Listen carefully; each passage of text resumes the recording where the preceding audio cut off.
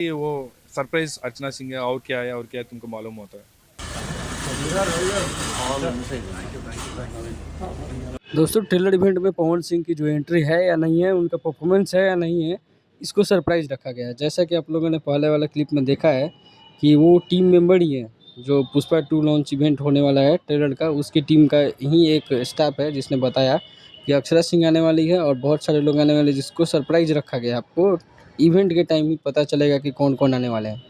और इस बीच आप लोगों ने दूसरी क्लिप में भी देखा होगा कि अल्लू अर्जुन भी निकल चुके हैं पटना के लिए। और पटना में उनकी तैयारी देखिए, कितना ज़बरदस्त तैयारी किया गया है।